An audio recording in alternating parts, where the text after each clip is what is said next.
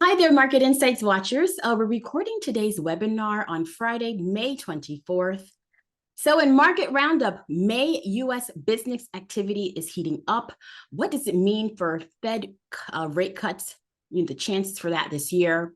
And tech megatrends, a new startup in the autonomous trucking market is breathing further life into this industry. Stay tuned for our stock pick to ride this market wave. And in Crypto Corner, Ian will share the latest in fintech, plus your questions answered in the Market Insights mailbag.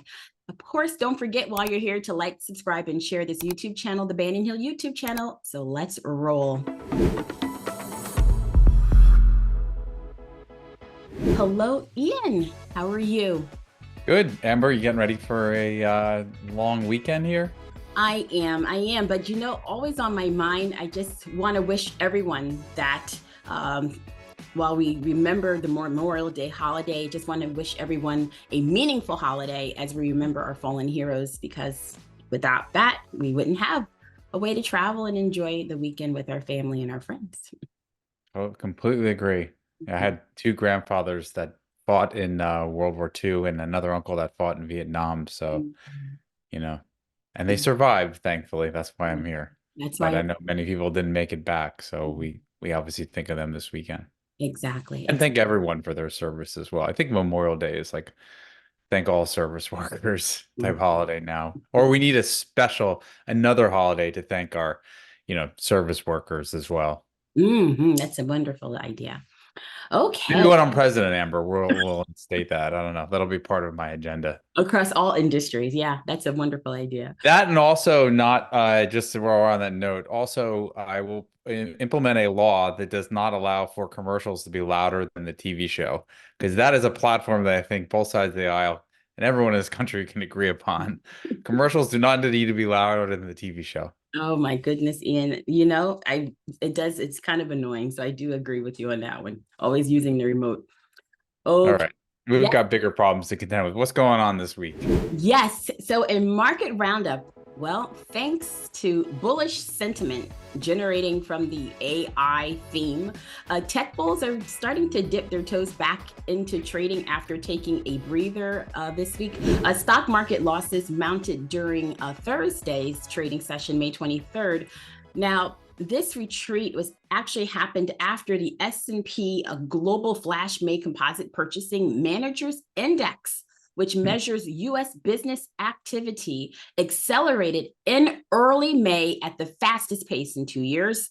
The index advanced by more than 3 points to 54.4, which is the highest since April of 2022.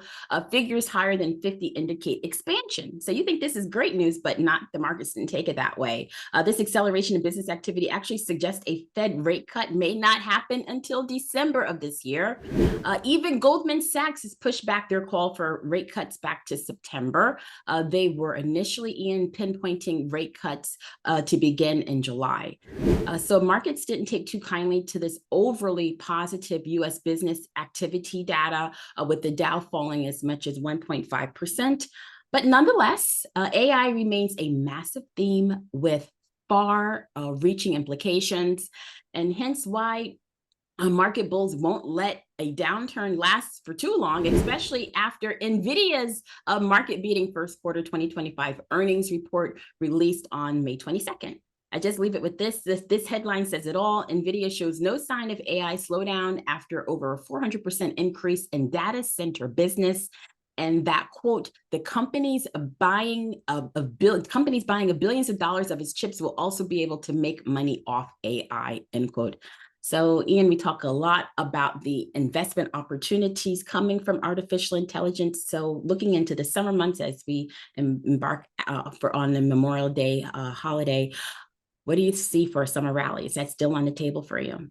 I mean, first and foremost, this week, those NVIDIA numbers are just incredible. I mean, the fact that companies are growing something like 400% Mhm. in terms of revenue growth, it's now $2.5 trillion company. And Mhm. I noted that just on those earnings report alone, the company added a market cap equivalent of Intel, right? It added an Intel to the value of the company. Intel used to be the dominant chip maker. Mhm. I think that the majority of the AI data center move and the hype around it has kind of played its course. And Mm-hmm. what we're looking for now is like where AI is going to start to either be implemented or where the use cases are going to move to. Mm-hmm. And there's a huge date coming up, Amber, in June. On June 10th, Apple is going to have their Worldwide Developers Conference in Cupertino, California. And it's very likely, and Tim Cook has hinted about this, they're going to unveil their AI strategy. And what Mm-hmm. we've seen in the past that Apple is not normally the first mover, but when they move into an area, they become the dominant force. And you just have to look back at there were a couple devices that were rivals to the iPod back in the day before the Mm-hmm. iPhone, and then Apple made an iPod and wiped everybody else out in the music industry. Mm-hmm. Then there were smartphones. Remember BlackBerry? I had a BlackBerry once. And Mm-hmm. then Apple came out with the iPhone. Now it's like we have smartphones. Smartphone growth has not been very robust over the last couple of years. In fact, that we haven't had uh, strong growth in smartphones for about 4 or 5 years now, before even 2020. And the reason why is because the mobile phone that you have now, and I think I have the iPhone 14 or 15, I don't even know, is not Mm-hmm. much different than the 12, right? So there hasn't been a reason to upgrade to a new phone for most mobile phone users. However, Amber, and this is what I'm getting to, Okay. we are starting to see AI move to the edge, and that means that you have chips fast enough, or the new phones coming out. Samsung already has a phone. Apple probably will this fall, that are fast enough to handle AI use cases on your phone, which means that instantaneous response with a chatbot on your phone, right? It Mm-hmm. also means that you can edit photos. It also means that your phone will be able to look at videos and determine what are the objects in there, or you can recall those videos just by asking your phone. And so this is going to bring AI from the data centers, the cloud where it is right now, Mm-hmm. onto the phone. And it is likely going to be the biggest shift in mobile phones. And also this is going to happen in PCs as well, which Mm-hmm. is why we own Micron and AMD also in the Strategic Fortunes portfolio. Mm-hmm. This is going to be the big shift this year. AI going from the data centers, the center, to the edge. And this is going to be solidified at this Apple Worldwide Developers Conference in June. So I'm really excited about that. I know we're working on a research report. We'll talk more about it in the coming weeks. But this, I think, is going to be one of the biggest trends this year that is just starting to unfold. I want to leave you with one other thing. There's Mm-hmm. a stock, Qualcomm, which makes mobile chipsets, which we own in the Sigma 180 portfolio. Mm-hmm. Um, I was reading that they actually have a new chip out that is in the Samsung phone. And this is called a neural processing unit and helps you do AI basically on your phone. Okay. The phone, I want to get this number exactly right, uh, can do uh, 30 trillion operations per second. Wow. I mean, think about that. That's equivalent to like, billions of people standing with a handheld calculator in their hand and all pressing the button at the same time. It's a number that's unfathomable, and it's happening on a tiny chip like that. Qualcomm has it. The stock has been up, like a rocket ship the last couple of weeks. That's the reason why. Apple is going to introduce their phone coming out. They're going to talk about what's coming ahead on June 10th. So make sure you mark that date on your calendars. Oh, this is so exciting. Yes, marking that date indeed. Okay, Ian, and everyone in tech megatrends, we're going to keep this tech talk talking. Autonomous trucking startup Gatik is making progress in the autonomous vehicle market. So, as reported by Bloomberg's Hyperdrive, a quote, the company actually just inked a deal with Japan's Isuzu for a $30 million investment, with the two actually planning to mass produce self-driving medium-duty trucks starting in 2027. Gatik already is charging customers for short distance freight delivery in several states and has a few fully driverless trucks in Arkansas and Ontario. It will go fully driverless in Texas by the end of this year. The company has 65 trucks on the road today, most which have a human minding the wheel. The company actually charges delivery fees to clients, including Walmart, Kroger, Georgia Pacific, and Tyson Foods. So some of its customers are also investors, which is quite interesting. So its trucks Hmm. provide middle mile delivery services from distribution centers to stores on an easy, predictable type routes. And the trucks rarely go to more than 5 different destinations and usually no farther than 300 miles with the driver out. The top speed is just 45 miles per hour. Very interesting end quote. So according to Fortune Business Insights, the global autonomous truck market is projected to grow from 35.5 billion in 2024 to 76 billion. That's a CAGR, a compound annual growth rate of 10% during the forecast period. So in our True Momentum premium trading service, subscribers are already in Ian's pick for this autonomous vehicle market. That stock is Aurora Innovation. The ticker is AUR.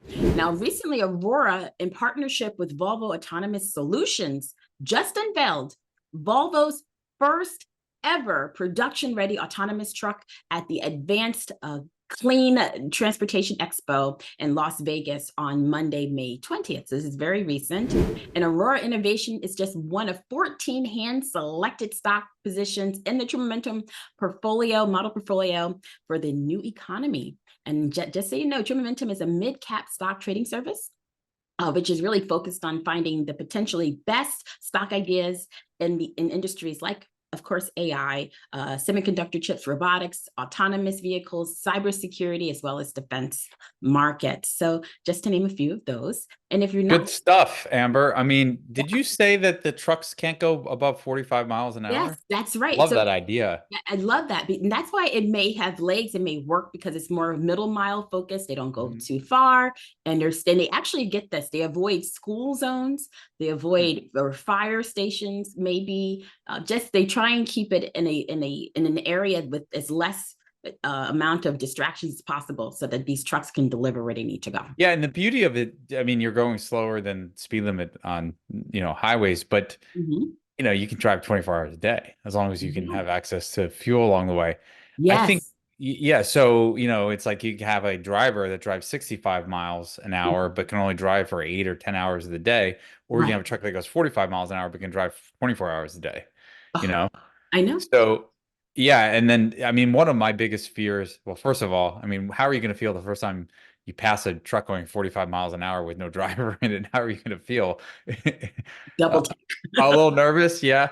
Yeah. But also, I think everyone feels this too. Like, I don't like it when there's a truck speeding down the highway going 75, 80 miles an hour. It definitely makes me, a Mhm. little bit nervous, even though, these are the professionals. Like, these are the best drivers that we have Mhm. driving these trucks. But I do worry about them going a little fast. So, slowing it down, but them being able to drive the trucks longer, I think is not only going to have a huge boost to productivity in the U.S. economy and economies globally, because this is a massive innovation, but also will make the roads a little bit safer. And that's all that we ask for, roads that are safer. And I love the idea of 24-hour. Yeah, Uh, and so on that note, because we've been talking about how safe autonomous trucks really are, I just came across a piece of data Mhm. recently. Tesla announced some of their miles driven per one accident using autopilot technology. This isn't full self-driving, it's using autopilot technology. And Mhm. the thing that stood out to me, and we can show these numbers for viewers right now, Q1 2024 came out to about 7.5 million miles driven without an accident. Mm. What was really interesting is if you look at the quarter a year ago, you've seen about a 50% jump in miles driven Mhm. before there's an accident using autopilot, which in my mind is saying that these systems are getting safer and learning and understanding the roads better and causing less accidents. And just to give you a little bit of insight into how safe autopilot is, $7.5 million, 7.5 million miles driven before an accident with a Tesla autopilot. Mm. Tesla vehicles not using autopilot, it's about 1 million miles, right? So, and then the United States average is like 500,000 miles driven. Mm. So that tells me that Tesla is about 15 with autopilot on is about 15 times safer than an average driver. I mean, the robots might make mistakes every now and then. It's very rare, Mhm. but they never have to worry about human error. They don't get distracted by their mobile phones or, trying to change the radio or turn the air conditioning up, right? So like that gives me more and more confidence that regulators are going to do the right thing when it comes to bringing about this technology and this innovation, because the numbers that we're seeing right now are just so much better than human drivers. So Amazing, these numbers, and I'm glad you pointed that out, Ian. And if you're not yet part of the True Momentum family, which focuses on stocks just like Ian is saying, like Aurora, consider subscribing today. You can click the bull icon right here over our shoulders on the corner of the screen, or in the link accompanying this email. We'd love to have you. awesome. So what's happening, Ian, in crypto? What's on your mind there? Not much news this week other than the Ethereum ETF got approved. Oh, So that came out of left field. mm, Ethereum's up about 30% this week, give or take a couple hundred points. It's been pretty volatile the last couple days. right. Why is this important? Well, number one, we got Bitcoin ETF approved in January, and then after that, everyone assumed that there was going to be a Ethereum ETF afterwards. But then the SEC poured some cold water on it in March.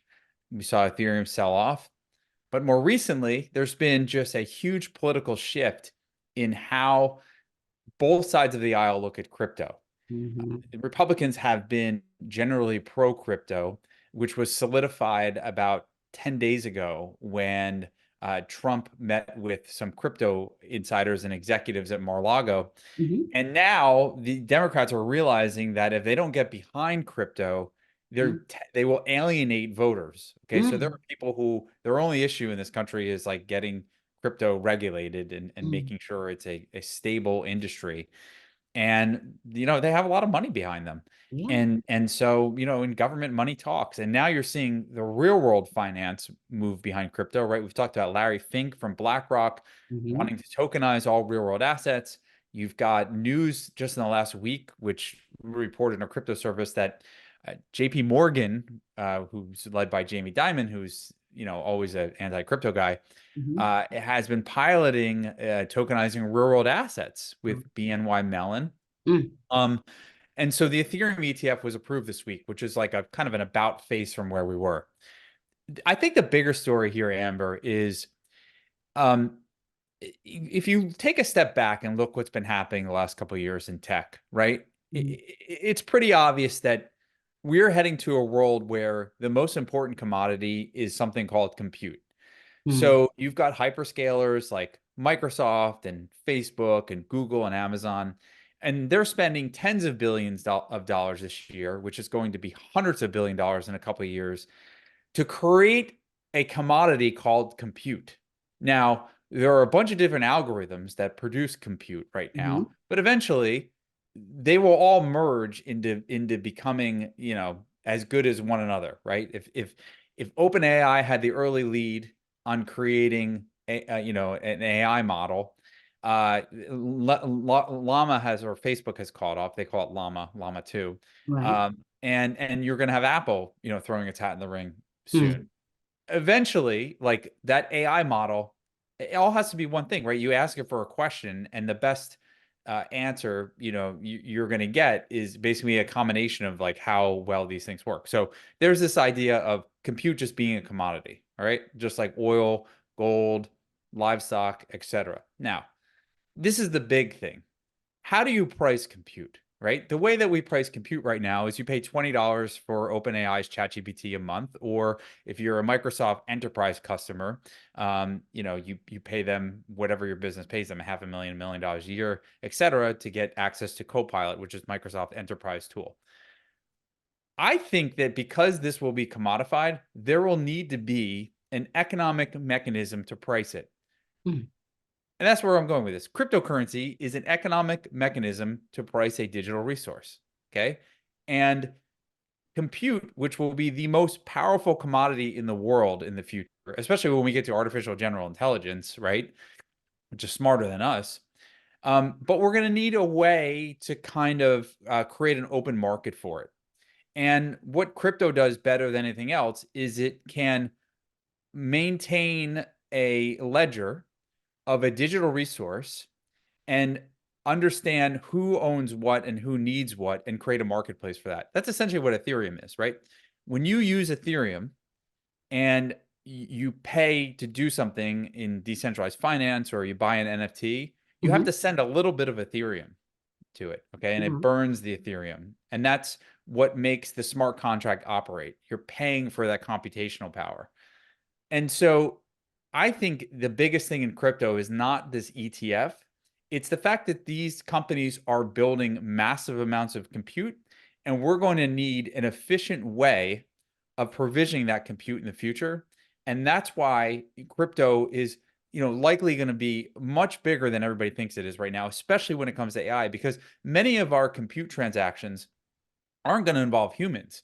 It's going to be your machines talking to other machines. It's going to be the Aurora self-driving truck talking to the other self-driving cars on the road. There needs to be some way to categorize these conversations and some economic means to price out, travel and these are like, I don't want to get too far into the weeds, but these messages all have some type of economic value, which essentially comes down to compute value.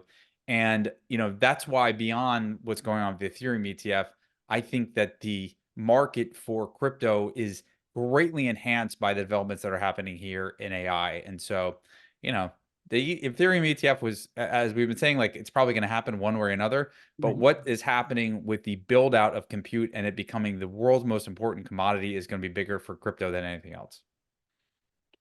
So glad you're putting that on everyone's radar there, Ian. That's awesome. Okay, so we're mentioning politics and crypto, so we have some mailbags to get through for our marketing mailbag, and we're hearing from Mike and Sheila. Hello, Mike and Sheila. So, hi, Ian and Amber, Mike and Sheila, Inner Circle members here.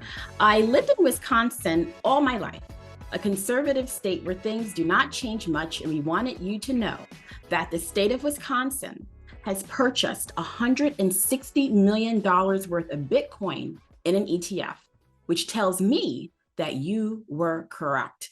Local, county, and state governments, pension funds, and the countries around the world are starting to dip their toes in the water with crypto. Good to see.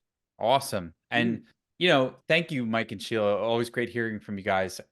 The state of Wisconsin probably has, I don't know, $100 billion, right? So this is a very small amount, but it's a start. And I think that, it's indicative of every pension fund in the world, every sovereign wealth fund is going to have some type of allocation to Bitcoin. If they have an allocation to Bitcoin, they're likely to have other crypto assets, and they're likely to buy crypto assets that manage and maintain the power of compute. So one thing also, and I want to note on this, something we said a couple of weeks ago, is that just because Bitcoin has an ETF, Amber, it doesn't mean that, like, the state of Wisconsin the next day ran out and started buying some, because these huge investment companies have advisory boards they have to answer to. They have to have meetings, they have to have people present to them about why it's worth adding Bitcoin to the portfolio. So it does take time. It doesn't happen overnight. But the it's going in the right direction, and it's going to lead to continued demand for crypto assets like Bitcoin and Ethereum when Ethereum gets ETF, which I think I've been hearing that it's probably going to be July or August is when the Ethereum ETF comes, and likely followed by a Solana ETF at some point. Well, that's pretty cool. Okay, well, Ian, we are living in compelling times, and it's so fast forward. I'm glad that we can try and keep up with it for our watchers. Well, that's it. Well, we do our best, Amber. There's a lot going on. I know. There's a lot happening. Every day is something. But we want to thank you, our watchers of Market Insights, for sticking with us and watching us. We appreciate you very much. And if you do have a question like Mike and Sheila, or a comment like Mike and Sheila, to send to us, please email us at marketinsights@bannonhill.com. We love to see them. Awesome. Thanks again, everyone. Have a great weekend, and we'll talk to you next week. Take care. Bye-bye.